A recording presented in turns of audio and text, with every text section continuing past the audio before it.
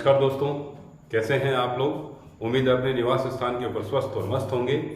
आज की वीडियो की शुरुआत करते हैं छोटे से बिंदु के साथ और छोटा सा टॉपिक है, लेकिन प्रतियोगी परीक्षाओं के अंदर बहुत ही महत्वपूर्ण है और इसमें क्वेश्चन आता रहता है। मैं हमेशा बोलता हूँ वीडियो के अंदर कि क्वेश्चन आता रहता है। तो देखिए, प्रतियोगी परीक्षाओं के अंदर भिन्न भिन्न प्रकार के क्वेश्चन आते हैं, तो वो सारे ही महत्वपूर्ण हैं हम लोगों के लिए। आज चर्चा शुरू करते हैं अपन ऐसे दो नाम जो संसदीय शब्दावली के रूप में जाने जाते हैं और क्वेश्चनों की गुंजाइश हमेशा बनाए रखते हैं। तो क्या नाम है, आइए करते हैं उसकी चर्चा। देखिए, पहले बोर्ड पे मैंने एक नाम लिखा है प्रश्नकाल। प्रश्नकाल का नाम सुनते आपके मस्तिष्क में आ गया होगा कि इससे रिलेटेड क्वेश्चन चलता है। तो देखिए, तीन नाम है, एक है प्रश्नकाल, एक है शून्यकाल और एक मैंने लिखा है आधे घंटे की चर्चा। इस आधे घंटे की चर्चा से भी क्वेश्चन निकल के आता है। शून्यकाल और प्रश्नकाल से तो बहुत क्वेश्चन आते हैं, बहुत ही क्वेश्चन आते हैं। तो चलिए शुरू करते हैं कि प्रश्नकाल क्या होता है। देखिए, महत्वपूर्ण क्वेश्चन बोलता हूं मैं आप लोगों को, उनको अपन को ध्यान रखना है। प्रश्नकाल के बारे में ये पूछ लिया जाता है, ध्यान से सुनिएगा। अब प्रश्नकाल का मतलब क्या होता है। सवाल पूछा जाएगा, बताइए संसद के दोनों सदन, लोकसभा और राज्यसभा दोनों की बात आएगी यहाँ पर। आपसे पूछ ले कि बताइए संसद के सत्र की शुरुआत किस काल से होती है।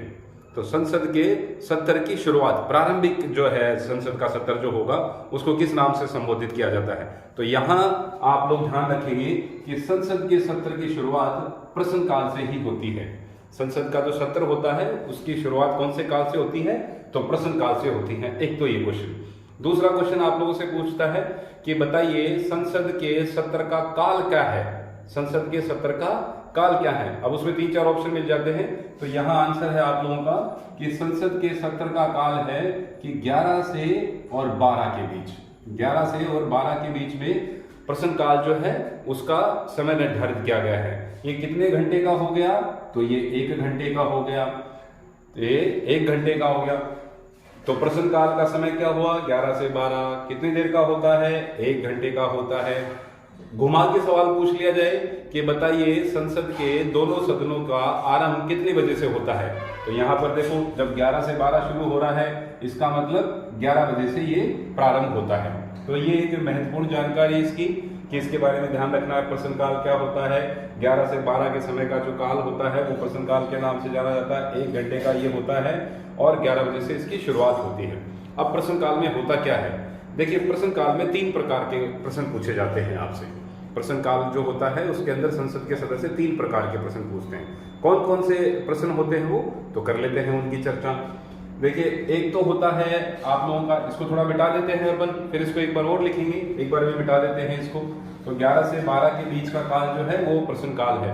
इसमें 3 प्रकार के क्वेश्चन होते हैं। नंबर 1 तो होता है तारांकित प्रश्न। कौन सा होता है, तारांकित प्रश्न। एक होता है आपका अतारांकित प्रश्न, अतारांकित प्रश्न। और तीसरा जो होता है वो होता है आपका अल्पकालीन, अल्पकालीन प्रश्न। इस प्रकार से अपने 3 प्रकार के प्रश्न जो है वो प्रश्नकाल के अंदर पूछे जाते हैं। अब तारांकित प्रश्न कौन से होते हैं दोस्तों, इसके बारे में भी पता होना चाहिए। तो तारांकित प्रश्न उन्हें कहते हैं जो कि मौखिक रूप से पूछे जाते हैं। इस रूप से पूछे जाएंगे, मौखिक रूप से पूछे जाएंगे। मौखिक का मतलब क्या होता है, मौखिक का मतलब ये होता है कि जब संसद की प्रक्रिया शुरू होती है 11 बजे से, जिसे हम लोग प्रश्नकाल के नाम से जानते हैं, 1 घंटे की चर्चा होती है। इसमें संसद का कोई सदस्य सरकार में जो मंत्री है उससे किसी विषय के ऊपर प्रश्न कर सकता है और वो जो प्रश्न करेगा वो क्या करेगा, मौखिक रूप से करेगा। तो जब मौखिक रूप से सरकार के किसी मंत्री के द्वारा किसी संसद के सदस्य से कोई प्रश्न पूछा जाता है मौखिक रूप से, तो उसे तारांकित प्रश्न कहते हैं। अच्छा, ये भी पूछ लिया जाए कि तारांकित प्रश्न 1 दिन के अंदर कितने पूछे जा सकते हैं। तो देखिए, लोकसभा भी होती है और राज्यसभा भी होती है। यहाँ ये बात भी थोड़ी महत्वपूर्ण हो जाती है, तो इसको भी लगे हाथ सीख लीजिए, सुन लीजिए।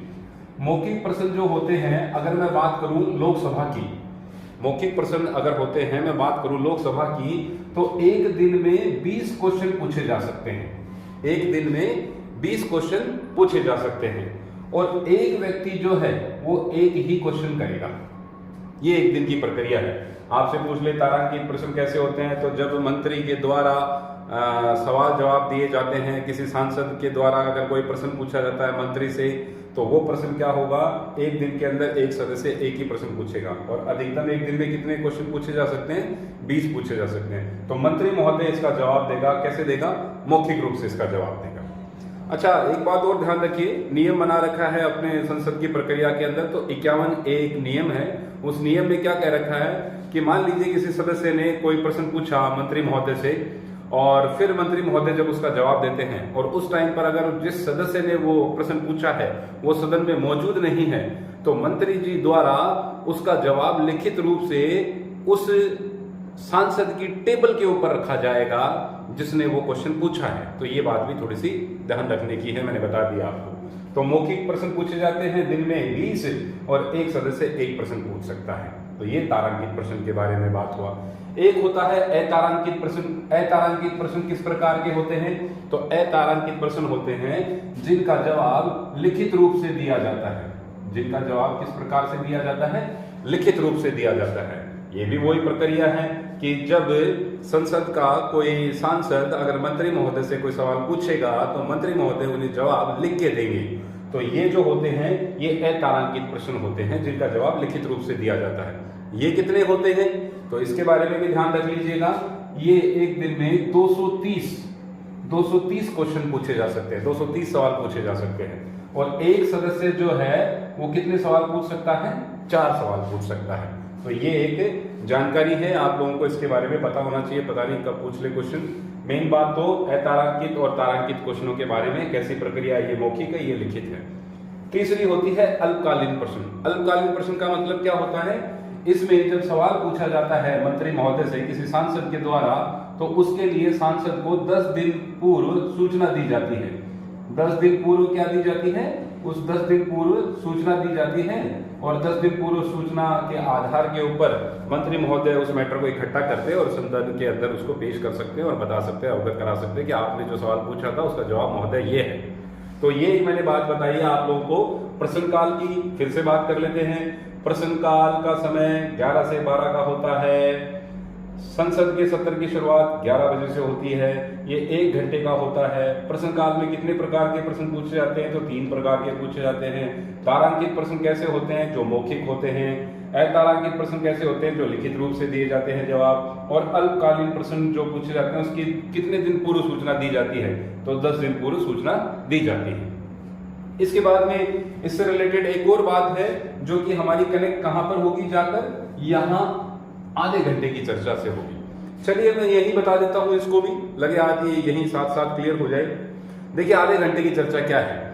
आधे घंटे की चर्चा है कि जब लोकसभा के अंदर या सदन के अंदर, लोकसभा की बात करते हैं अपन समझने के लिए, जब लोकसभा के अंदर प्रश्नकाल का दौर चलता है और उसमें तारांकित, अतारांकित और अल्प सूचना के प्रश्न पूछे जाते हैं, इन प्रश्नों के जवाब जब लोकसभा अध्यक्ष मंत्री महोदय से कहे कि साहब इनके जवाब दीजिए, तो इसके जवाब देने के लिए लोकसभा अध्यक्ष के लिए एक समय सीमा का निर्धारण किया गया है, जो कि तारांकित, अतारांकित वाले जो प्रश्न हैं उनके जवाब मंत्री महोदय देता है।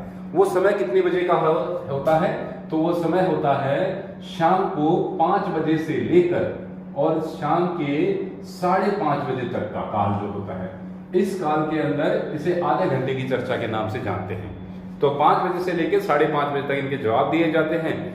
ये रोज होते हैं क्या, रोज नहीं होते हैं। ये आधे घंटे की चर्चा पूछ ले आपको, आधे घंटे की चर्चा क्या है, उसका समय क्या है, तो 5 से 5:30 बजे के बीच का जो समय होता है वो आधे घंटे की चर्चा में जाना जाता है। किस प्रकार के प्रश्न पूछे जाते हैं, तो जो तारांकित और अतारांकित प्रश्न मंत्री महोदय से पूछे गए थे उनके जवाब दिए जाते हैं सांसद को। कब होती है ये, तो रोज नहीं होती है, ये एक सप्ताह में 3 बार होती है। एक तो सोमवार को, ये सोमवार को होगी। दूसरा मंगलवार की छुट्टी होगी, मतलब कहने का याद कराने के लिए बता रहा हूं, मैं आपको बोल रहा हूं जिस तरीके से आप सुनिएगा इस बात को। एक दिन छोड़ के एक दिन होते हैं, जैसे सोमवार को हो गया, मंगलवार की छुट्टी मान लीजिए। फिर कब पूछे जाएंगे, बुधवार को पूछे जाएंगे। बुधवार के बाद में वापस गुरुवार आएगा तो फिर मान लीजिए छुट्टी हो जाएगी, तो फिर कब पूछे जाएंगे, शुक्रवार को पूछे जाएंगे। तो इस तरीके से आधे घंटे की चर्चा सदन के अंदर 3 ही दिन होती है, सोमवार को होती है, बुधवार को होती है और शुक्रवार को होती है। और ये होती भी कितने बजे है? 5 से 5:30 बजे के बीच में होती है। इसे ही आधे घंटे की चर्चा कहा जाता है। तो ये किस प्रकार के जवाब देती है? तो देती है साहब जो तारांकित और अतारांकित प्रश्न है उनके बारे में। उम्मीद है समझ में आया होगा। अगर मेरे दोस्तों प्लीज आपसे निवेदन है, मेरे द्वारा दी गई जानकारी आपको फायदे में आ रही है, फायदा नजर आ रहा है, आपके काम आ रही है, प्लीज यार चैनल को लाइक करें, शेयर करें, सब्सक्राइब करें मेरे चैनल को और जितने आपके यार दोस्त हैं उन तक शेयर करने की कृपा करें। चलिए आगे बात करते हैं शून्यकाल की। शून्यकाल क्या है? ये देखिए, ये दोनों क्वेश्चन आते हैं कभी भी तो दोनों के ऑप्शन आते हैं, तो हमें कंफ्यूज नहीं होना है। यहाँ पर हमको ध्यान रखना है शून्यकाल क्या होता है और प्रश्न काल क्या होता है। देखिए, शून्य का मतलब हो गया जीरो। शून्य का मतलब क्या हो गया? जीरो हो गया। तो जीरो जो है अपने घड़ी दिमाग में रखो, अपने घड़ी जो है गोल गोल होती है और 12 बजे जाकर, जैसे ये घड़ी है, ये घड़ी गोल गोल है, ये घूमती है जाकर तो 12 बजे में जाके पूरा एक सर्किल लगा लेती है, मतलब जीरो का आकार ले लेती है। तो शून्य काल का समय कितने बजे का होता है? तो मेरे दोस्तों 12 से लेकर 1 बजे का जो काल है वो शून्य काल होता है। मैंने बताया आपको यहाँ उदाहरण देके कि 12, 1, 2, 3, 4, 5, 6, 7, 8, 9, 10, 11 आएगा तो 12 से लेके वापस 12 पर घूमेगी तो शून्य का आकार ले लेती है। 12 के ऊपर ही आके ये आकार लेती है, इसलिए 12 से 1 का जो काल होता है वो शून्य काल होता है। शून्य काल में क्या होता है? शून्य काल के अंदर भी देखिए संसद के सदस्य के द्वारा प्रश्न पूछे जाते हैं, संसद के सदस्यों के द्वारा प्रश्न पूछे जाते हैं मंत्री महोदय से।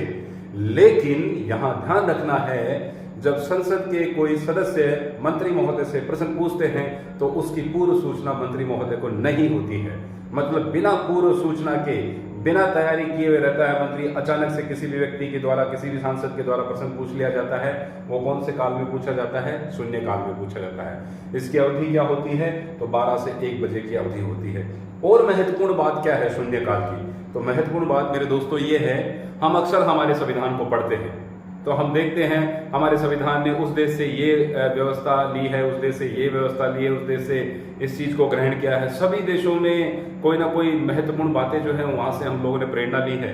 तो हमने बहुत से देशों से बहुत कुछ लिया है, लेकिन क्या हमने कभी दुनिया को कुछ दिया भी है क्या? तो यस, बिल्कुल दिया है। वो क्या दिया है? ये शून्य काल का अवधि जो है, ये शून्य काल की शब्दावली जो है, ये हम लोगों ने कहीं से नहीं ली, ये भारत की देन है। भारत में ही इसकी शुरुआत हुई है और दूसरे देशों में भी आज इसे अपनाया जाता है, तो दूसरे देशों को हमारे द्वारा दी गई है। तो शून्य काल अपने आप में महत्वपूर्ण है। ये शब्दावली किसकी देन है? तो भारत की देन है मेरे दोस्तों, भारत की देन है ये। तो ये हम इसके स्वयं मालिक हैं और इसके अंदर प्रश्न पूछे जाते हैं बिना पूर्व सूचना के। बिना पूर्व सूचना के मंत्री महोदय से क्वेश्चन पूछे जाते हैं। तो प्रश्न काल हो गया, शून्य काल हो गया, आधे घंटे की चर्चा हो गई। ये महत्वपूर्ण तथ्य है, महत्वपूर्ण जानकारी मैंने आप लोगों को दी है, निश्चित रूप से आपके काम आएगी। तो आज के लिए इतना ही, मिलते हैं अगले वीडियो के अंदर, जिसके अंदर संविधान की कुछ महत्वपूर्ण शब्दावलियों के बारे में, उनके अर्थ के बारे में हम लोग चर्चा करेंगे। तो मिलते हैं जल्दी ही अगले वीडियो में। तब तक के लिए नमस्कार, प्रणाम, जय Shri Shyam, thank you very much.